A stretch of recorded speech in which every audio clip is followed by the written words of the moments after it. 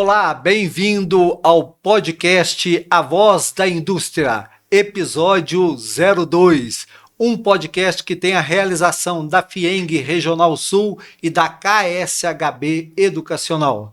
Hoje temos a participação de duas pessoas significativas da FIENG aqui, principalmente do sul de Minas, para a gente falar muito sobre a evolução da indústria, o que a gente espera da indústria, como que a gente vai chegar, né, nos próximos anos aqui para frente, né? E como que está essa competitividade hoje em dia, quais são os desafios, quais são as oportunidades, assim por diante.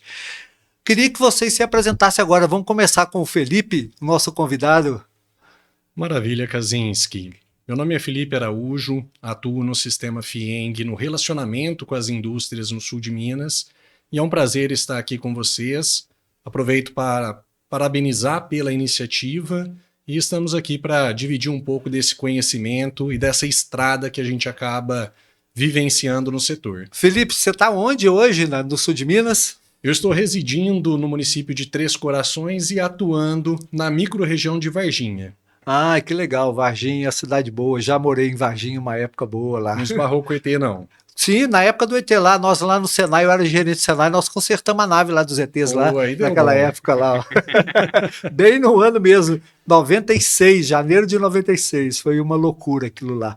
Muitas coisas, muitas conversas, muitas coisas que a gente não entende não, né? Mas quem sabe, agora tá tendo agora esse Atlas aí, né? Que estão falando aí, que estão chegando aí, que é uma nave extraterrestre também. Vamos entender o que é isso, né? Não é mesmo, Rodrigo? Eu queria que você se apresentasse de novo para os nossos ouvintes, aqueles que estão nos assistindo, né? Porque alguns deles podem não ter assistido o primeiro episódio, mas é um prazer a gente continuar essa parceria com vocês, com a FIENG, com o SESI, com o SENAI, com o IEL, daí principalmente com você, com a tua presença aqui, coordenando todo o sul de Minas e sudoeste de Minas. Tudo bem, Kaczynski? Tranquilo?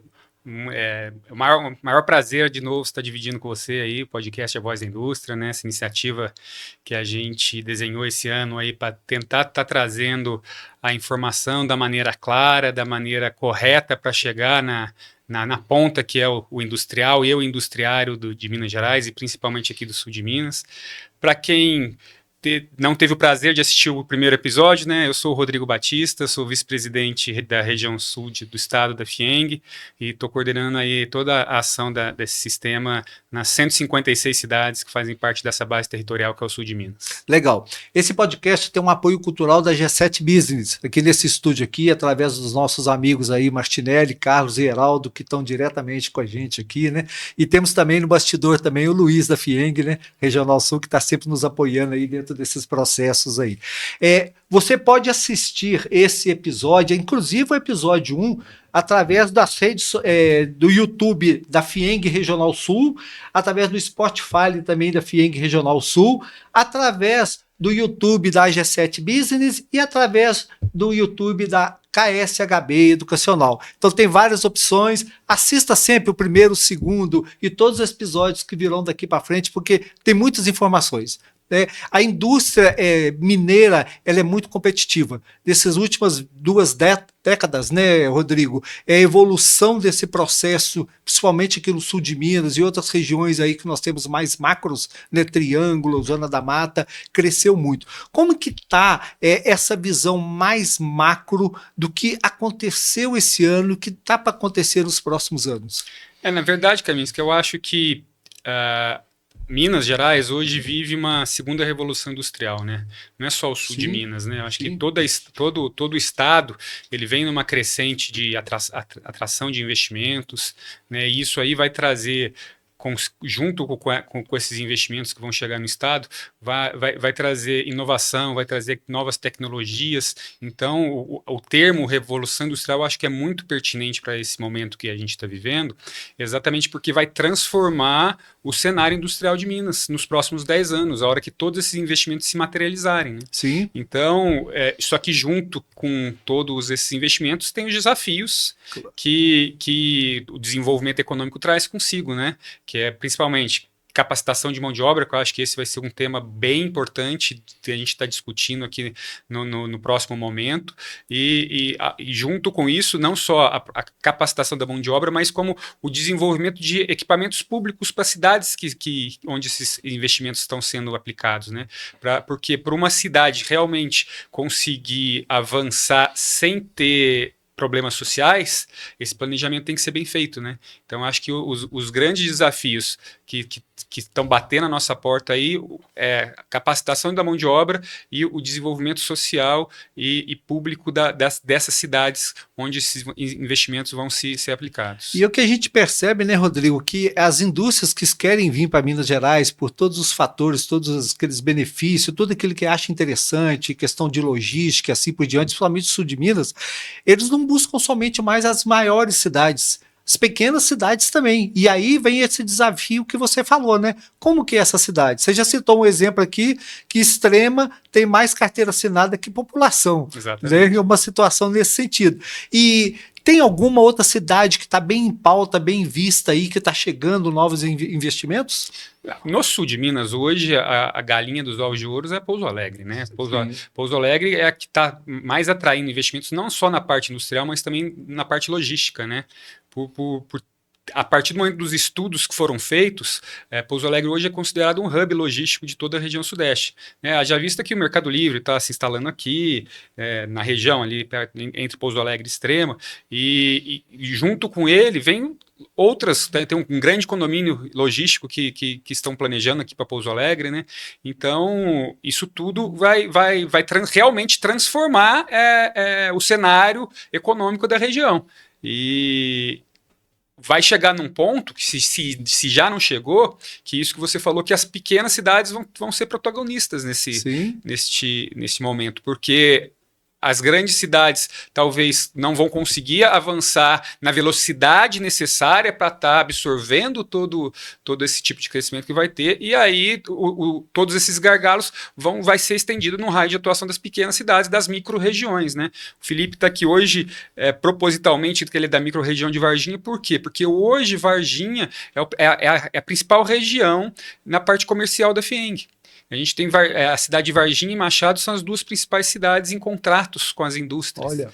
E por isso que o Felipe está aqui hoje, porque ele é o responsável por isso, para trazer um pouquinho mais de toda essa experiência e de toda essa vivência que ele tem com o setor industrial da região, para tentar levar para as outras regiões aqui do sul de Minas. Já, Felipe, você vai contar isso para a gente. Claro. Hein? Rodrigo, a gente sabe que está sendo criado aqui em Pouso Alegre o Hub de Tecnologia.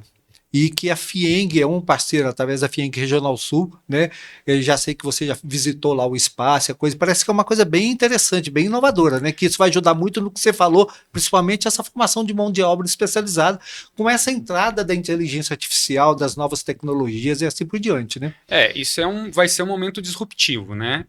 Esse hub que a cidade de Pouso Alegre vem capitaneando e vem desenhando já há algum tempo, vai ser uma parceria principalmente entre a prefeitura de Pouso Alegre, a FIENG Regional Sul e a Universidade Federal de Itajubá.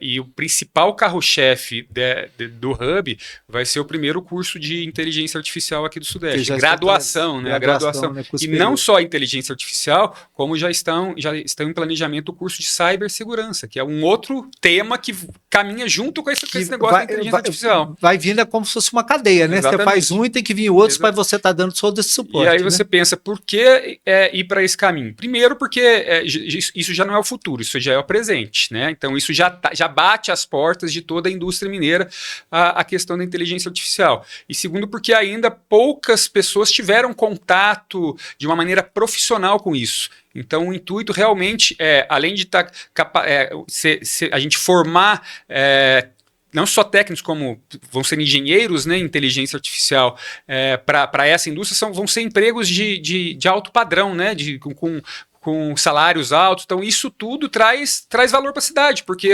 a partir do momento que você tem altos salários, esse salário se materializa em desenvolvimento da economia local, né? O valor agregado é muito grande. A ideia é exatamente a gente conseguir estar fomentando todo o ciclo da economia da região. Que legal. E aí, Felipe, a gente vê aí dentro todas essas nossas oportunidades, né? A gente não fala desafio, oportunidades, que tudo isso são oportunidades, né? Como que está essa atuação tua referente aos relacionamentos, né, comerciais, empresariais, que é atuada aí através das consultorias que vocês proporcionam a essas empresas para o desenvolvimento e crescimento delas? Que o trabalho que a gente vem desenvolvendo enquanto FIENG vem se fortalecendo cada vez mais no sul de Minas, né? Me lembro quando eu cheguei na FIENG, dia 3 de maio de 2021. A gente passava ali por aquele período delicado da pandemia e quando cheguei me deparei com o tamanho do que é a FIENG, né? Mais de 1.000 soluções implementadas num período de 1 ano. Fiquei até um pouco mais careca naquela época. Falei, como que eu vou conhecer tantos produtos e conseguir ofertar de maneira adequada às indústrias? E aí, assim, com o tempo a gente vai entendendo que o foco da FIENG não é a solução. O foco da FIENG é a necessidade da indústria. E aí tudo começa a fazer sentido. As pecinhas elas vão se encaixando e o nosso propósito ele fica bastante claro. Então, quando a gente olha para uma estrutura bastante robusta como é a FIENG, Instituto Evaldo Lodge, CIENG, SENAI e SESI, hoje a gente consegue atender de um programa de conselheiros até mesmo a formação de uma vaga operacional na indústria. Então, do nível estratégico ao nível operacional, nós temos condições de atuar. Então, eu diria que o principal desafio é tornar o conhecimento de toda essa robustez de sistema. Então, a gente fazer a mensagem chegar, e aí esse canal ele é muito importante nesse sentido. A voz da indústria ela vem para somar nesse quesito e fazer as pessoas conhecerem cada vez mais as diversas oportunidades que estão disponíveis. Eu tenho comigo uma frase que eu acho muito interessante, você ouve ou escuta o seu cliente? Dependendo da sua resposta, você poderá ter sucesso e o teu cliente também.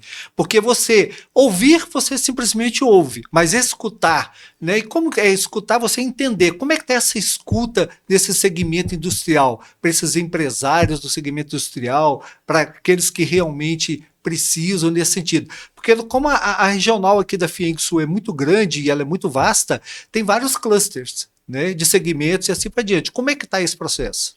O processo ele é bastante na abordagem consultiva, né? Então, de fato, existe uma diferença, né? E a escuta ativa ela se faz necessária nesse sentido, trazendo um exemplo prático. Muitas pessoas buscam o Senai por conta de treinamentos. Motivo de ser, né? A gente começou com a atividade da aprendizagem industrial, mas hoje o próprio Senai consegue atuar em infinitas oportunidades, transbordou o que já foi uma aprendizagem industrial. E aí, em certa circunstância, nós recebemos um cliente solicitando uma proposta para treinamento. Durante a conversa, ele abriu: Felipe, não tenho caixa para poder investir nesse momento, vou precisar deixar para o ano que vem. Tudo bem, poderia simplesmente ter encerrado aquela tratativa e colocado meu carro na praça, né? Mas não, o que me chamou a atenção naquele momento, eu não tenho caixa. Beleza, o caixa impediu ele contratar o curso naquele momento, mas o que mais estava implicando na empresa? E quando nós perguntamos, hoje está impactando nos seus investimentos, no crescimento do negócio? Sim. Ali a gente já fez uma conexão com a FIENG Regional Sul para acesso a crédito para fluxo de caixa. Vocês resolveram para ele, a solução foi pronto, né? É esse o ponto. Pouca gente sabe, Kaminski, mas a FIENG ela faz parte da cooperativa do Cicobi, ela tem uma agência que é o Cred FIENG, e é exatamente isso para estar fomentando as indústrias de Minas. Fala para os nossos ouvintes, nossos que estão assistindo também, Rodrigo, o que é essa participação que a FIENG tem, porque às vezes muitos empresários não têm essa informação, eles podem começar a entender um pouco sobre isso. O conhecimento do sistema FIENG, eu estou há 20 anos no sistema, ainda não conheço o sistema completo. O Felipe por isso que a voz da indústria vai trazer muita informação. Exatamente. Então a ideia hoje é exatamente por conta dessa minha participação ao longo dos 20 anos e ter exatamente a noção que eu não conheço o sistema como um todo, de todas as soluções que o sistema pode oferecer, todos os produtos e todas as consultorias, é exatamente que surgiu essa ideia. Vamos tentar fazer pelo menos um pouquinho dessa informação chegar de uma maneira mais clara e de fácil entendimento para a ponta da indústria, né?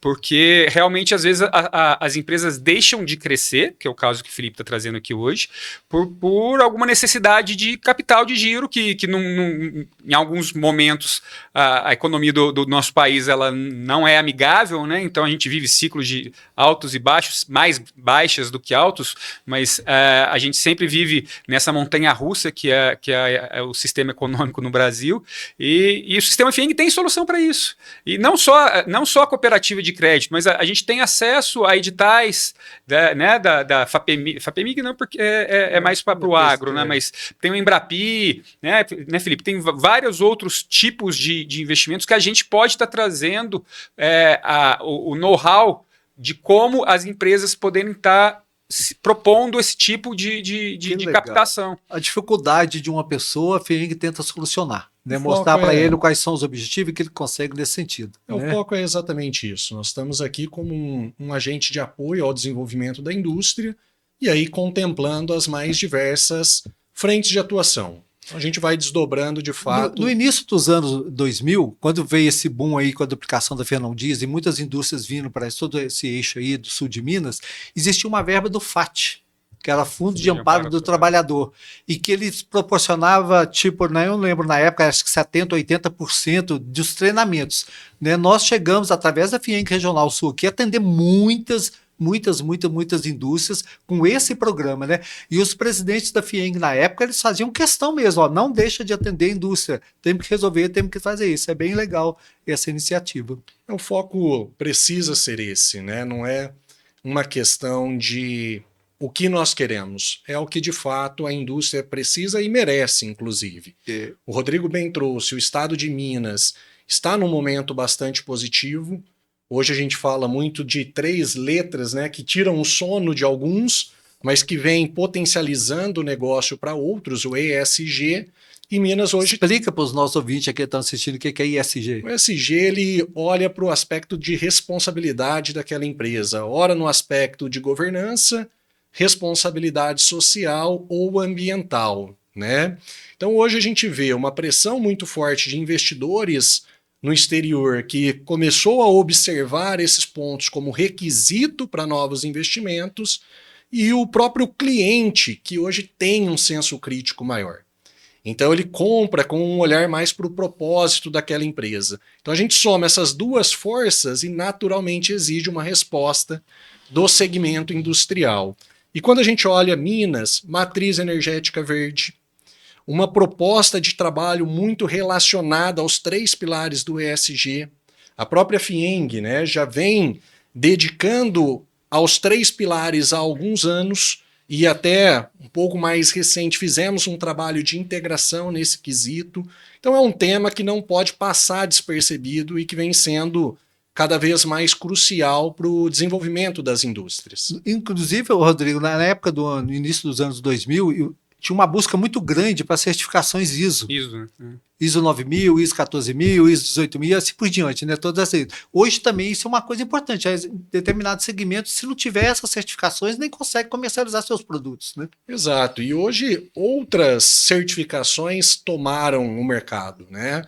Então nós temos as ISOs, né? Até vista talvez de forma mais tradicional. Mas hoje nós temos certificações relacionadas ao processo de reciclagem, de logística reversa, de ser uma empresa verde, inclusive permitindo acesso a crédito em condições diferenciadas. Então hoje a gente tem um cenário que transborda, inclusive na FIENG nós temos 2 frentes de certificação também legais nesse sentido. Eu tenho o selo Indústria Responsável, que reconhece as empresas que estão engajadas com os 3 pilares de ESG e que possuem maturidade no tema.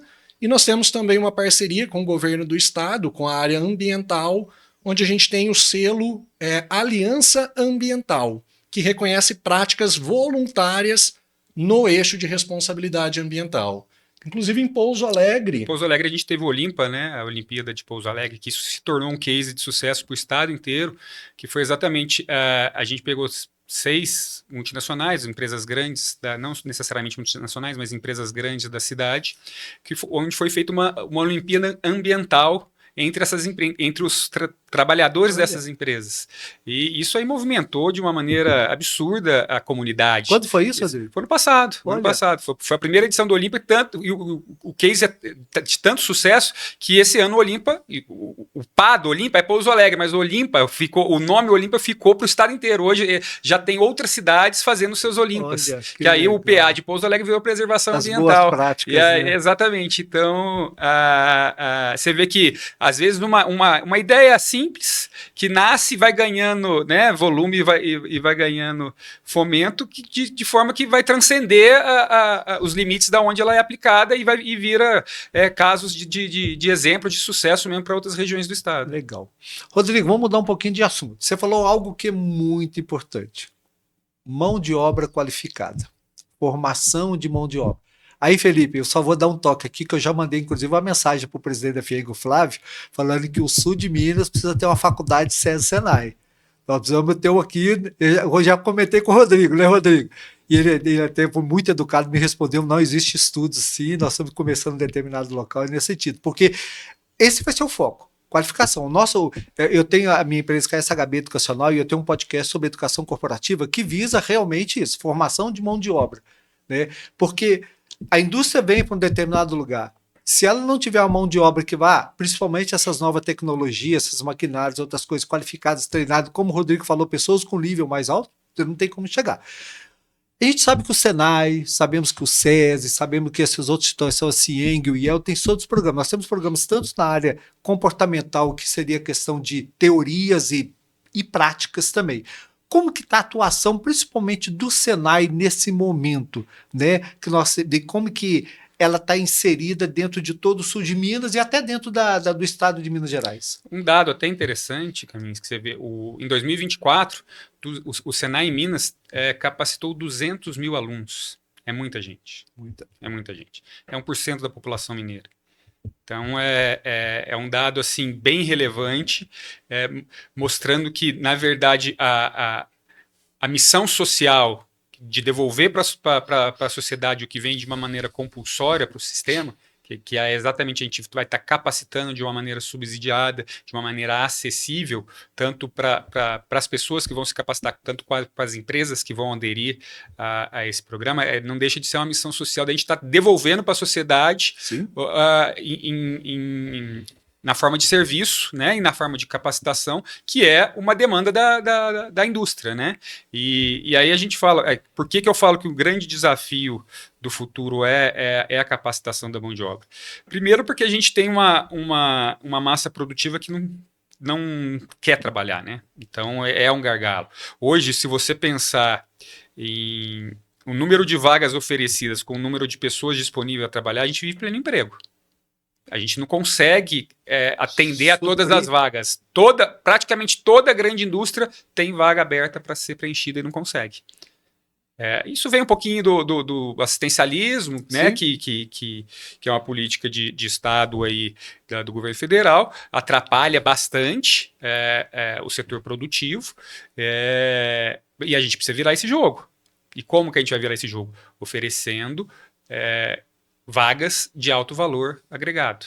Então, essa parte da inteligência artificial, de novas tecnologias, para a gente tentar trazer os adolescentes ou os jovens adultos a ter interesse em trabalhar na indústria.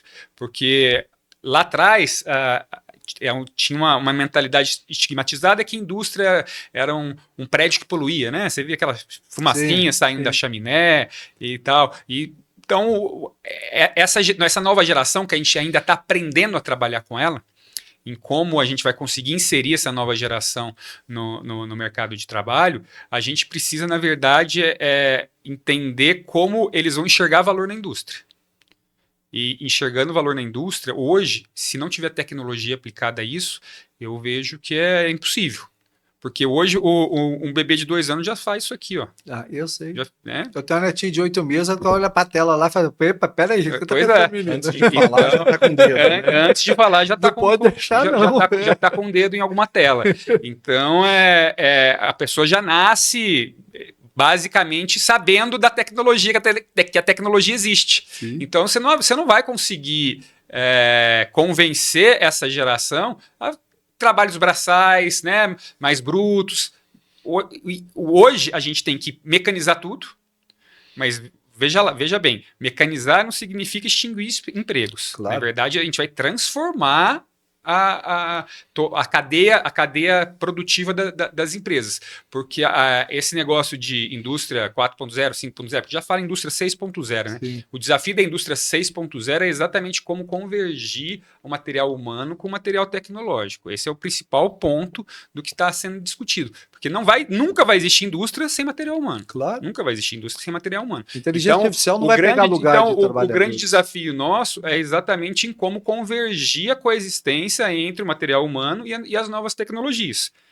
A hora que a gente conseguir achar esse break-even, realmente a gente vai chegar num ponto que a indústria vai estar madura. Hoje a indústria brasileira não é madura.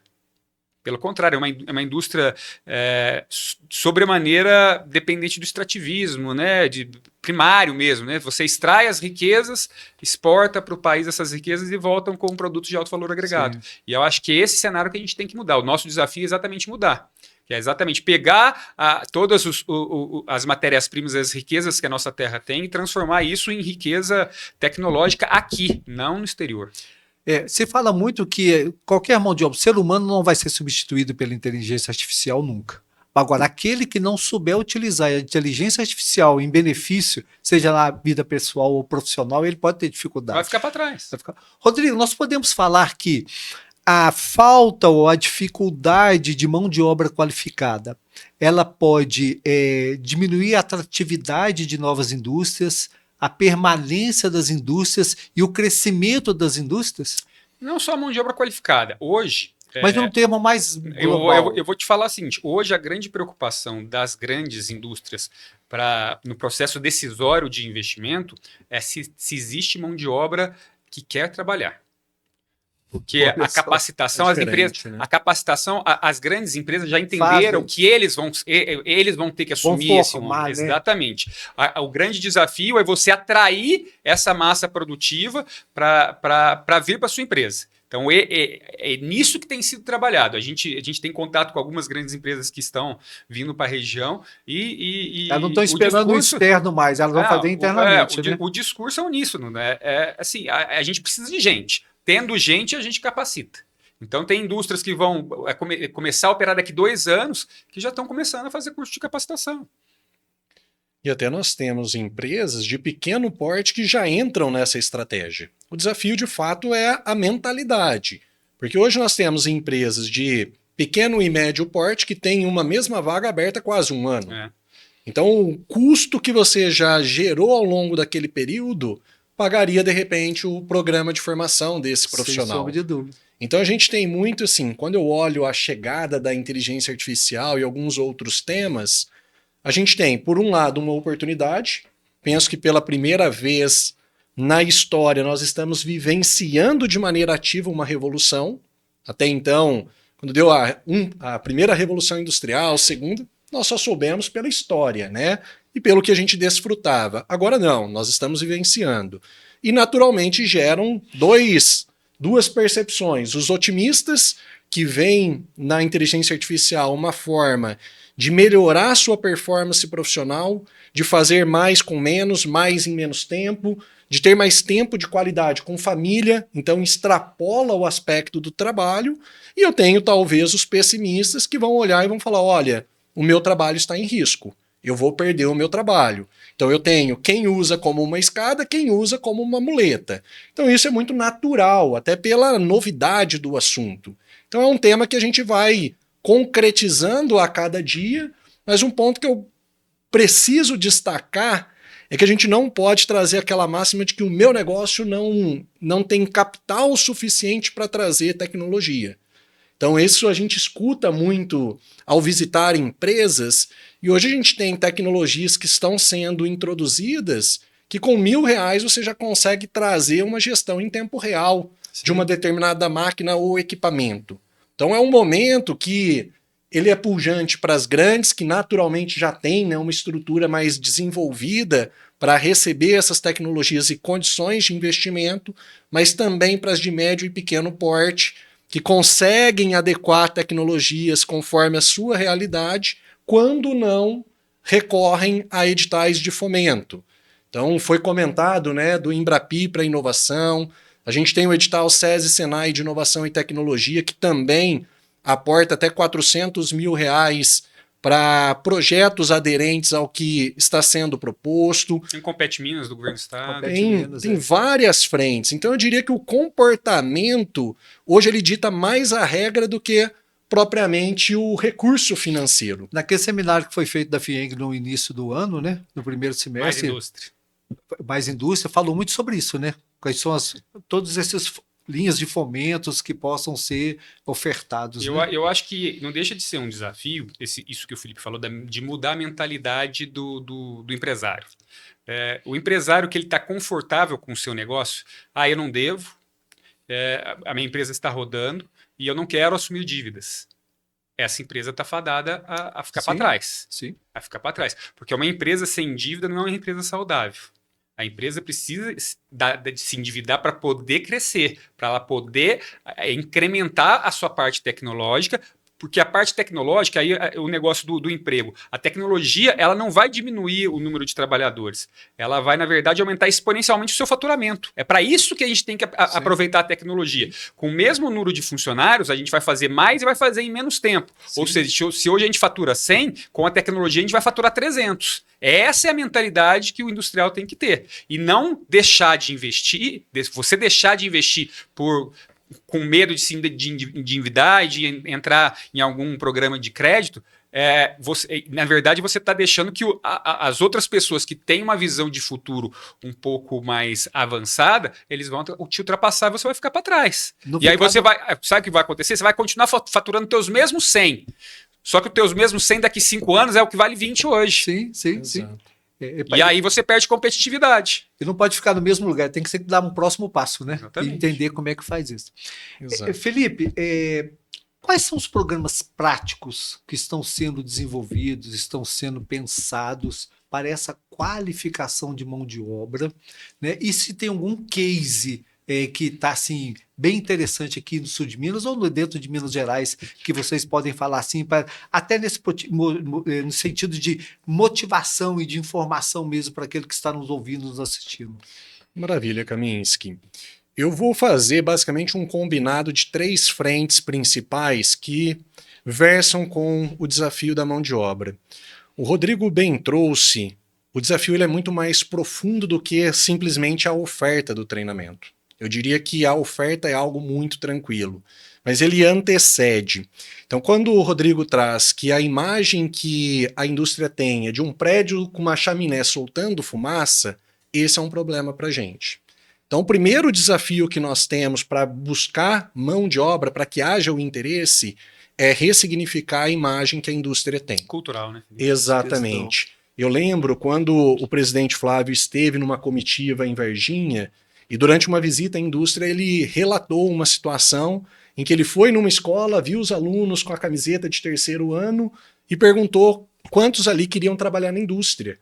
E o menino, de maneira muito autêntica ou inocente, talvez, falou, não, na indústria não, Deus me livre. Então ele voltou com aquele desafio da gente entender por que a nova geração não quer trabalhar na indústria. E ali a gente percebeu que há um desafio de posicionamento, de marca da indústria. Porque na indústria a gente tem tecnologia, na indústria a gente tem inovação. Eu desafio a indicar uma pessoa que vive sem a indústria. Que ela está aqui, ó, na tela do celular, a indústria. Então está em tudo. Então, o comércio vai comercializar o que a indústria produz. Exatamente. Nesse sentido, né? Então a gente tem que quebrar alguns paradigmas nesse sentido para que as pessoas de fato vejam-se trabalhando na indústria. Então, quando houve essa situação, qual que foi a resposta da FIENG? nós trouxemos um chamamento público chamado de Recriar, onde a empresa industrial interessada em ser madrinha de uma bolsa de estudo, a gente traz outra como contrapartida, 1 ou 2 bolsas adicionais. Então, o primeiro ponto já é um benefício espetacular. Então, imagine você, empresário, concedendo um benefício aqui. Eu vou colocar a filha do Rodrigo estudando conosco no SESI, aproveitando a oportunidade, coloco algum familiar seu. Para você, o valor percebido é o valor da mensalidade, mas o investido pela empresa é metade ou 1/3 desse valor. Então já é de alto impacto, é um benefício muito forte. Mas ele transcende esse aspecto. A gente está trazendo a indústria para dentro do processo educacional também. Sabe aquela sala 101, a sala 102? Agora ela vai chamar a sala da indústria que está participando desse chamamento público. E tudo Você isso... dá visibilidade, né? Exatamente, e cria afinidade.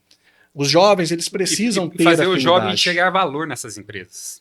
E criar, conhecer, não, né? criar nele também aquele sentimento, nossa, eu vou ter orgulho de trabalhar numa empresa dessa.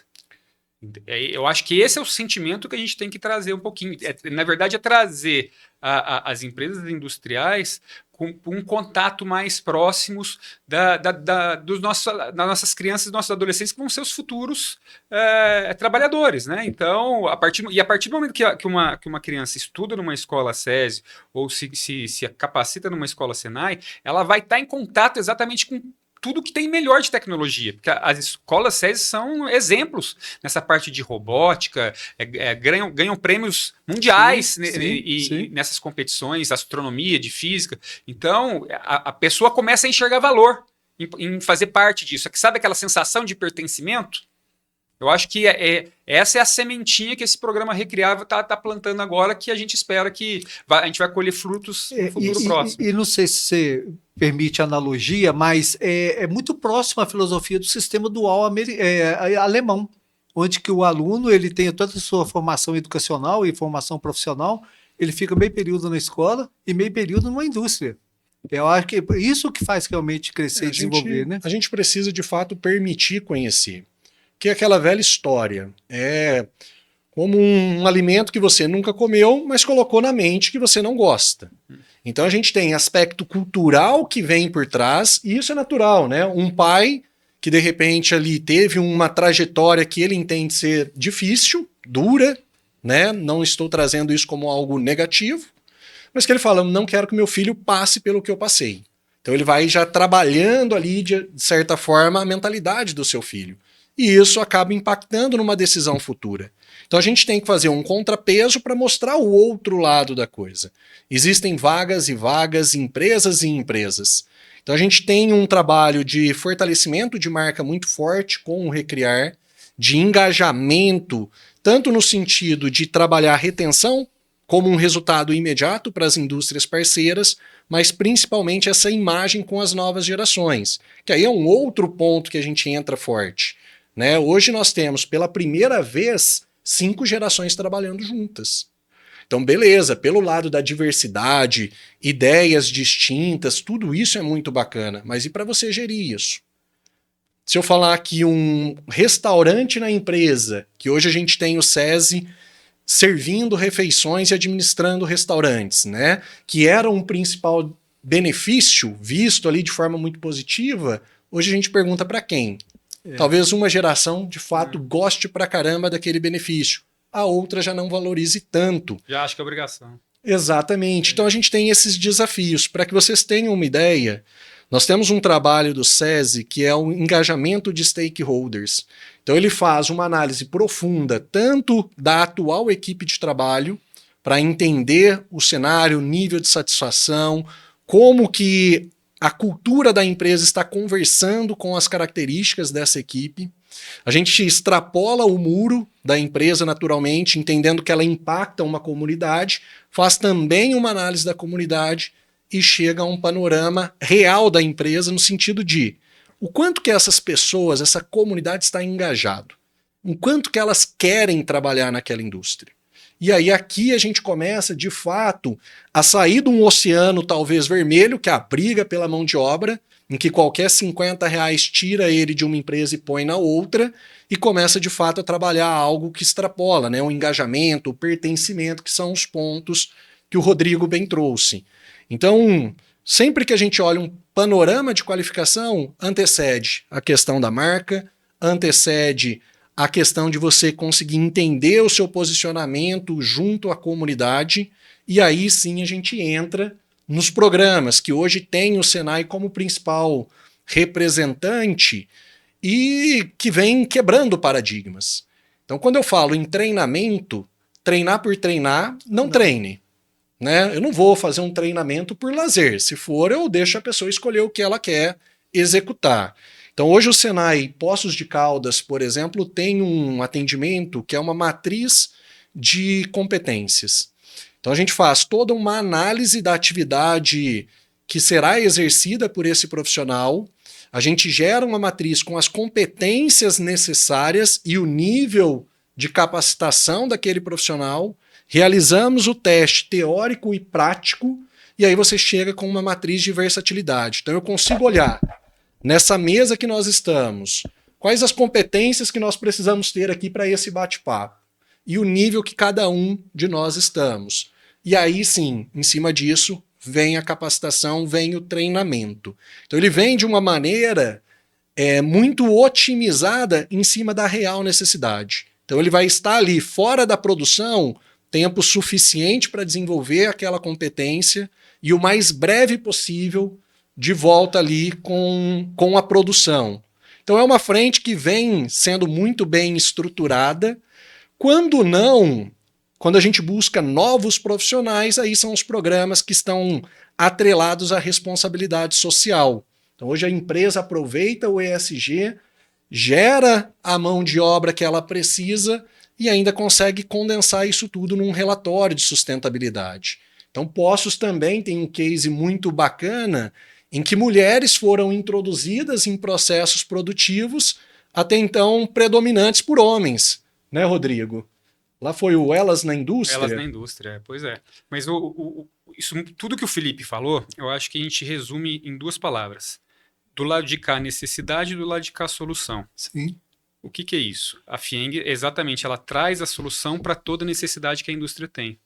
Então, a hora que a indústria, por menor que seja, ela entender que qualquer tipo de problema, demanda, necessidade que ela tenha, que o primeiro lugar que ela vai buscar essa ajuda, essa não só ajuda, mas essa capacitação, essa consultoria, seja no sistema FIENG, você pode ter certeza que essa empresa está dando um primeiro passo a poder avançar de uma maneira que ela vai conseguir se perpetuar mais tempo dentro do mercado.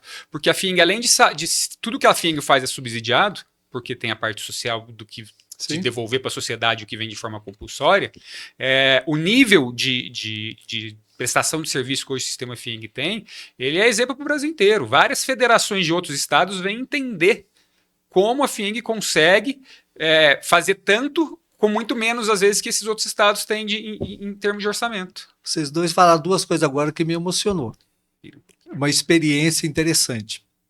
No final dos anos 90, eu fui um dos primeiros diretores de unidades integradas SESI Senai em Minas Gerais, em Varginha, quando eu assumi Varginha.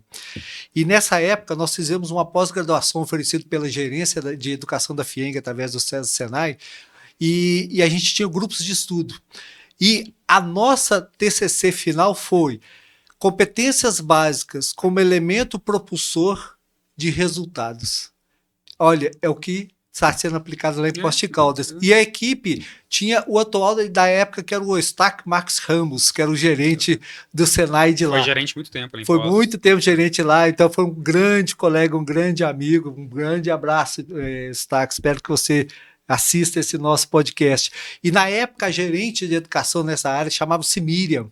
Era uma pessoa também muito competente. Olha que legal a gente poder participar disso. Tá e vendo voltar. Como tem história? Tá vendo Então, como eu tem sou história? muito grato à FIENG pela minha formação profissional e educacional. Kaminski, tem gente que não conhece o sistema FIENG. Sim. Tem gente que acha que a FIENG é uma entidade pública. Assim, eu já falei para o Rodrigo algumas vezes, sou apaixonado pelo César Senai. Eu vivi, foram quase 8 anos atuando no César Senai e foi um aprendizado fora de série. Mas vamos lá, vamos tirar o lado pessoal, vamos continuar aqui no nosso bate-papo aqui, né, Rodrigo? Olha lá, o zóio encheu d'água. Nossa, é muito, muito, muito. Muito.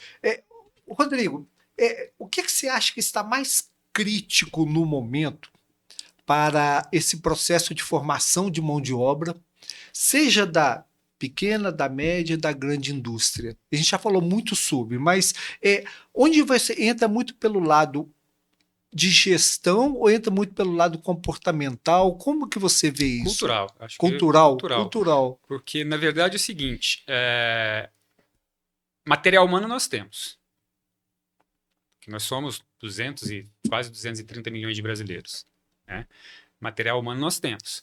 O problema aí vindo para o lado da indústria, toda essa sociedade enxergar valor em trabalhar na indústria, que é um primeiro desafio importante a seguir. O segundo desafio toda essa massa disponível querer trabalhar, que é o outro ponto que nós temos hoje enquanto nação. E aí o último ponto vai ser você ter essa mão de obra qualificada. Por isso que eu falo que é o último, porque as empresas já entendem que esse terceiro ponto já não é mais condição sine qua non para você contratar um funcionário. Porque, na verdade, eles já entendem que hoje o que eles buscam é exatamente como o Felipe trouxe, através de todo esse estudo dessa matriz que ele falou, não só de comportamento, mas como de habilidades, a gente consegue definir para qual tipo de serviço cada pessoa pode estar apta a ser capacitada. Então, as empresas conseguem identificar isso. Elas conseguem identificar isso antes de contratar. Elas falam, não, aquele candidato eu vou conseguir qualificá-lo através dessas habilidades que hoje toda a ciência trouxe para a gente de como saber identificar isso. Então, hoje a condição ter mão de obra capacitada não é condição primordial. A gente precisa, então, primeiro, que a nossa sociedade enxergue valor em trabalhar na indústria e que a nossa sociedade queira trabalhar. O que a gente precisa é menos assistencialismo, mais salário. Menos benefício, mais emprego. Pirâmide de Maslow. E você vê que isso é antigo. Isso é antigo. E por que o Brasil é eternamente o país do futuro? A gente esquece as coisas. Cultural, você falou a palavra correta. E por que o Brasil é eternamente o país do futuro? Porque a gente tem uma massa produtiva que não produz. Ou que produz de uma maneira ineficaz. Porque quais são os desafios? Acesso ao crédito, que o Felipe trouxe, medo de você se endividar por conta de todo o cenário econômico que a gente vive nos últimos tempos, da incerteza. Então, segurança jurídica no Brasil é impossível, né? Então, cada hora, dependendo de quem está com a caneta na mão, vai para uma vertente, né? Então, você vê, por isso que a gente é sempre o país do futuro, porque a gente não consegue materializar todo o nosso capital humano disponível em capital humano produtivo. A hora que a gente conseguir convergir isso, gente, programa social num país como o Brasil é necessário. Sim. Só que o assistencialismo, ele tem que ser de uma maneira que ele incentive o país a produzir e não incentive o país a ser dependente desse assistencialismo. Essa é a cultura que nós temos que mudar. Para a gente evoluir enquanto nação, enquanto Estado, enquanto país, para a gente chegar... Nós somos um país em desenvolvimento, porque até hoje o Brasil não é um país em desenvolvimento, o país é um país subdesenvolvido. Para a gente se tornar um país em desenvolvimento, a gente precisa produzir aqui no Brasil. Para produzir aqui no Brasil, a gente tem que mostrar para a nossa sociedade qual é a importância dela para um futuro de país. E não dar exemplo para ela ficar em casa recebendo benefício. De novo, programa social é necessário no Brasil. Só que o programa social do Brasil é transformar a nossa massa produtiva em trabalho, em emprego, em salário. E aí, Rodrigo, né, Felipe? E aí, a gente ouve semana passada um ministro desse governo nosso, não estou fazendo nem crítica nem nada, mas às vezes é crítica mesmo, é um desabafo. Que ele propôs trocar a carteira de trabalho por cartão de Bolsa Família. Eu vi esse Que loucura isso, gente. Como é que a gente vai desenvolver cultura se nós temos um descaso da educação pública tão grande nesse país? Porque na época da nossa formação, a educação pública era forte. Agora, um ministro falar desta forma vem pela fala do nosso presidente também, que não fala pensando em nada, né? Olha como é que pode trocar a carteira de trabalho pelo cartão de Bolsa Família. É um absurdo. Não, é um absurdo. É por isso que eu estou falando, a gente não vai sair dessa condição de país subdesenvolvido dessa maneira. Porque a gente tem massa produtiva. A gente só precisa fazer essa massa produtiva produzir.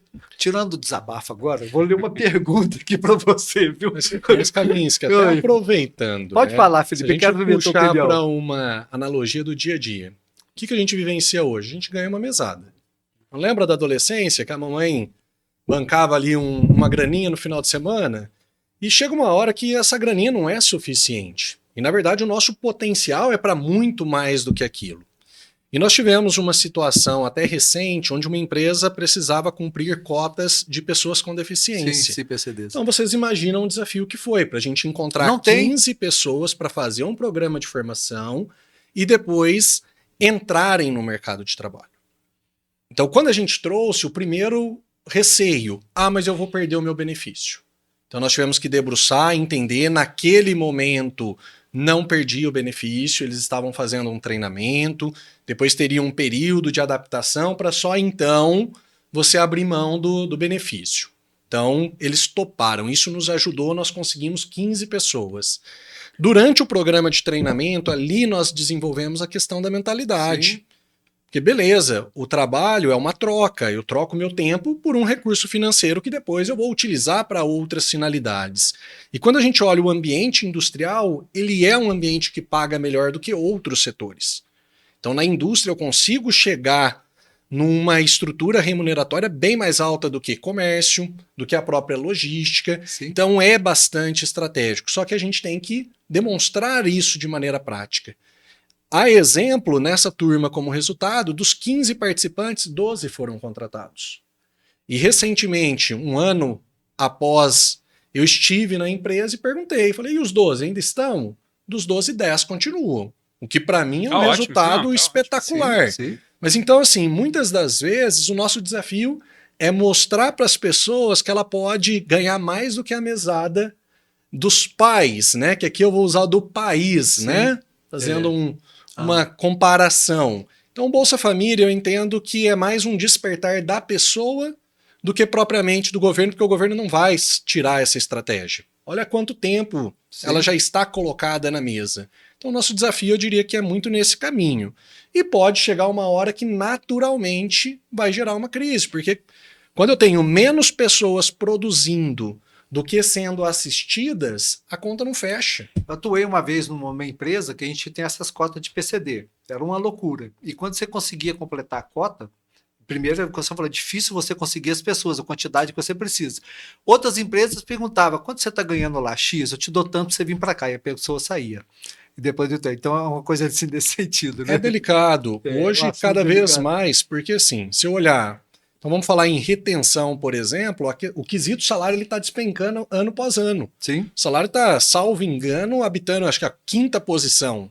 Uma liderança bem capacitada é um fator de retenção. Você ter ali uma oportunidade de crescimento é outra. Sim, reconhecer, dar parabéns ali para o colaborador que fez algo diferente. Sentir produtivo, né? Tudo isso acaba impactando. Então quando a gente ouve as histórias dos R$50 que levou o funcionário, a gente sabe, não é só os R$50. Tem várias coisas. É um conjunto de fatores, né? Que seja o convencimento. Faltou ali sentar na mesa e falar, ó, aqui tá aqui, de maneira clara, como que você cresce na minha empresa, no meu negócio, aonde você pode chegar. E aí, assim, você dá um direcionamento. Então a gente vai, ao longo, encontrando essas situações e tentando extrair o que há de positivo, mesmo que num ambiente, às vezes, difícil, né, Rodrigo? Mas sabe qual é um problema que o Brasil vai, se continuar nessa direção que está caminhando, vai ter daqui 10, 20 anos? Quantas vezes a gente escutou lá atrás, no começo dos anos 2000, a necessidade de uma reforma da Previdência? Sim. Certo? A gente escutava, a Previdência tá do jeito que tá e tá aquilo. Por quê? Porque era mais gente, com o aumento da expectativa de vida, era mais gente recebendo aposentadoria do que a massa produtiva pagava para bancar eles. Foi feita uma reforma da Previdência, 2015, 16, lá por aí. Isso já equalizou naquele momento, mas que hoje já está crítico de novo. Mas por quê? Porque o que acontece na direção que a gente está caminhando? Vai ter mais gente dependendo de benefício social do que produzindo no país. Sim. Já tem estados no país que já são dessa forma. E aí o que vai acontecer com a economia do país? Cada vez mais vai ter que se aumentar impostos para quem está produzindo, vai ser mais penalizado com aumento de impostos, da renda principalmente, e para poder pagar o benefício social de quem não está produzindo. Então, por isso que a gente está numa vertente que a gente não vai. Essa conta nunca vai convertir para um estado de desenvolvimento. Né? Nunca vai chegar no equilíbrio. E se a gente não mudar a mentalidade dos nossos gestores, de novo, programa social é necessário num país do tamanho do Brasil e com uma diferença social muito grande, mas a gente tem que entender o desenho que ele está sendo feito.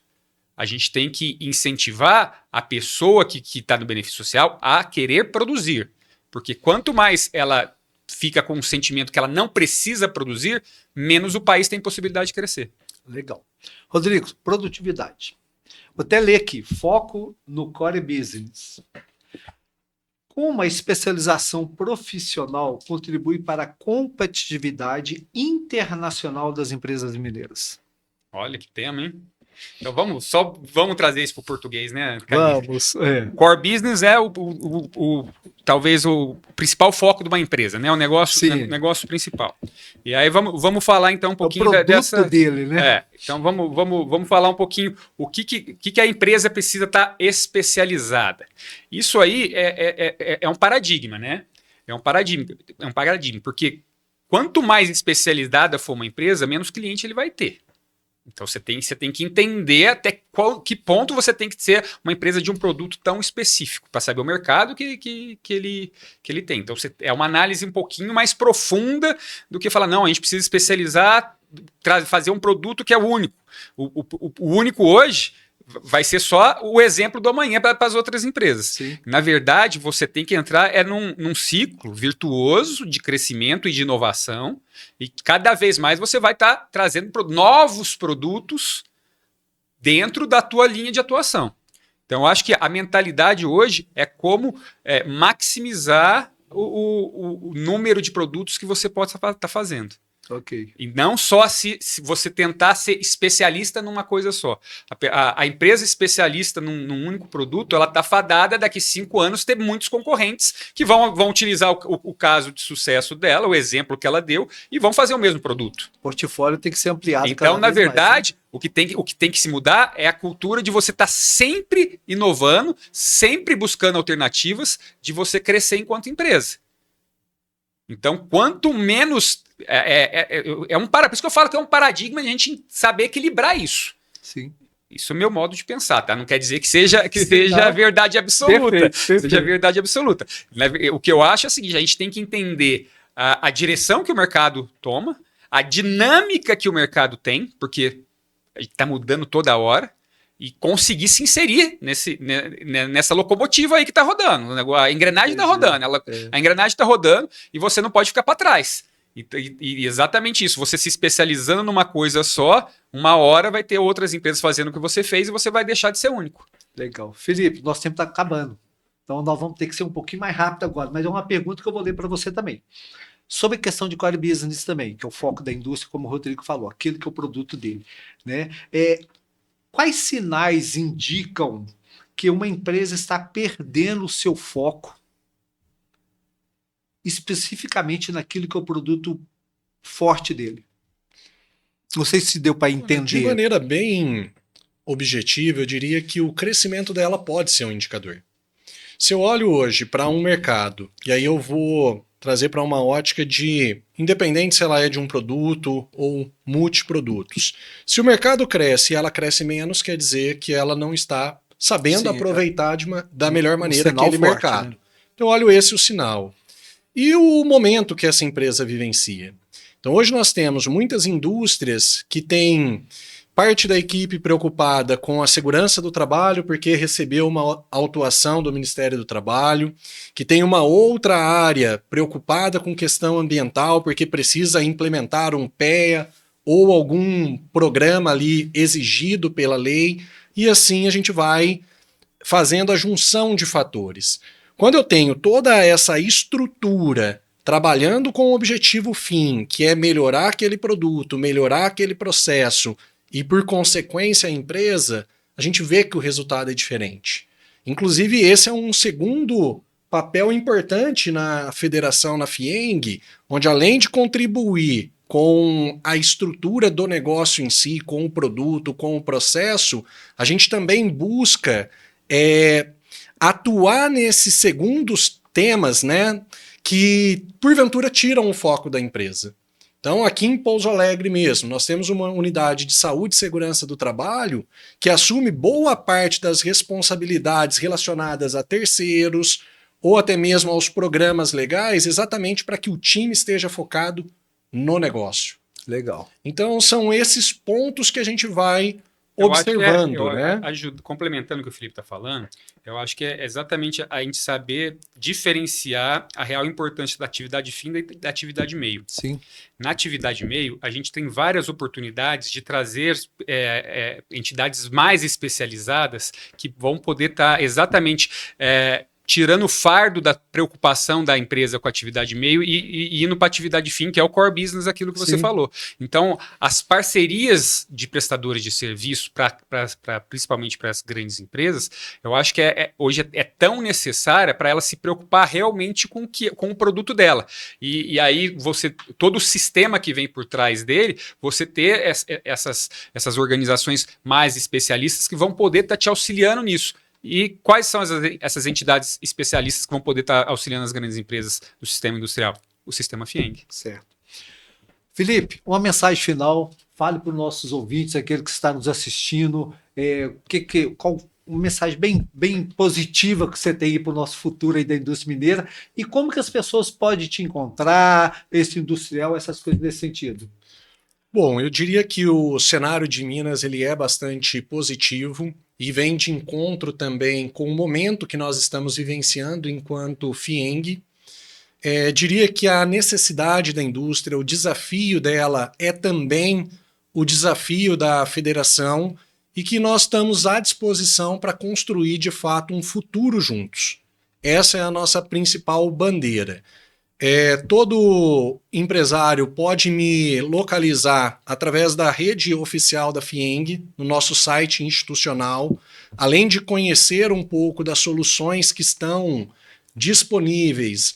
Lá vocês conseguem dividir conosco um pouco do desafio que vocês estão vivenciando e ter um atendimento especializado do Felipe ou de qualquer colega que também esteja atuando aí conforme a região, né? Que legal. Rodrigo, uma mensagem final para todo esse segmento industrial e o que você tem de assim, que possa realmente estar colocando para esse pessoal que está nos ouvindo, nos assistindo. Não, Camis, queria de novo agradecer a oportunidade nessa parceria nossa aí de estar podendo levar a informação de uma maneira mais clara e concisa para a ponta da indústria, né? A mensagem que eu poderia deixar aqui hoje, eu acho que a gente precisa refletir um pouquinho qual a contribuição que nós, empresários, estamos deixando para os países. A gente hoje, eu entendo a dinâmica de uma empresa, porque eu tenho empresa, só que eu acho que a gente precisa começar a dedicar um pouquinho mais do nosso tempo, que hoje o tempo talvez seja a principal riqueza que a gente tenha. E a gente precisa começar a dedicar um pouquinho mais do nosso tempo para deixar um legado se baseando no seu propósito. E como que a gente vai deixar um legado? A gente tem que deixar uma sociedade melhor. E para a gente deixar uma sociedade melhor, a gente precisa participar. O que eu peço ao empresário mineiro, participe do sistema FIENG. Venha conhecer o sistema. Venha ter voz nas principais discussões de interesse do teu setor. Isso é associativismo. Você vai estar trazendo todas as suas demandas e necessidades para uma discussão coletiva, onde todos nós vamos estar unindo forças. E eu acho que é isso que a gente precisa, é trazer um pouquinho mais de coletividade para um bem maior, que é o nosso Brasil.